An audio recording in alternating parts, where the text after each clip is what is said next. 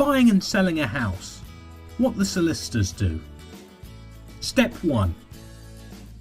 The estate agent finds a buyer, agrees the price, then writes to the solicitors with the details. Step 2. They write to their clients with their terms of business. To protect against property fraud, you'll have to provide ID to prove it really is you. You may also have to show how you acquired the money, so it is clear it is not the proceeds of crime.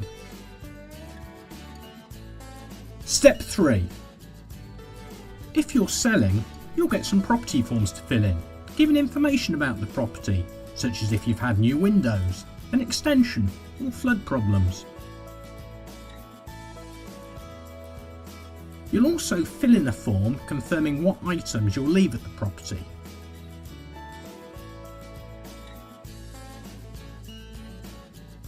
Step 4. The solicitor for the seller sends a draft contract, the property forms, and a copy of the deeds to the buyer's solicitor.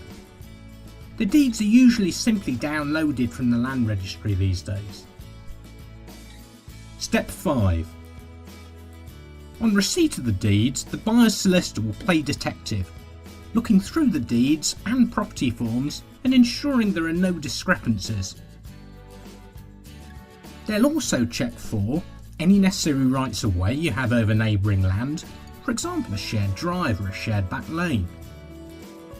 Rights that neighbours may have over your property, for example a right to use a shared path. Private agreements in the deeds that restrict you building things such as an extension.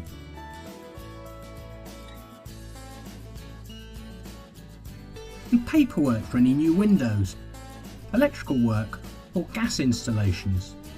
Inquiries are then raised with the seller's solicitor to iron out any discrepancies.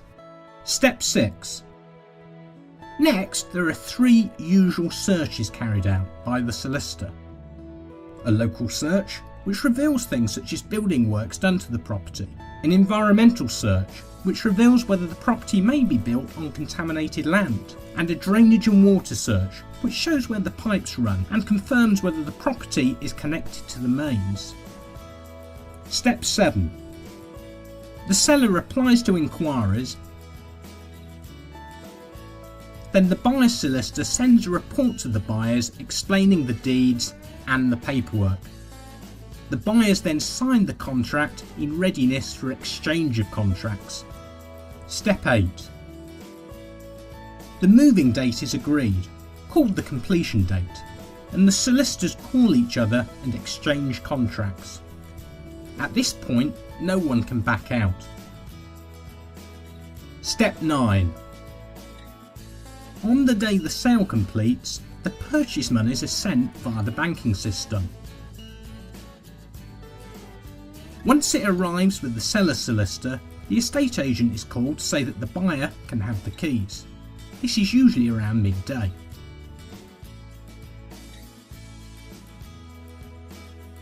Step 10.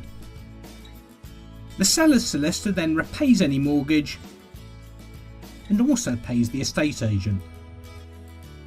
The buyer's solicitor will register the change of ownership with the land registry.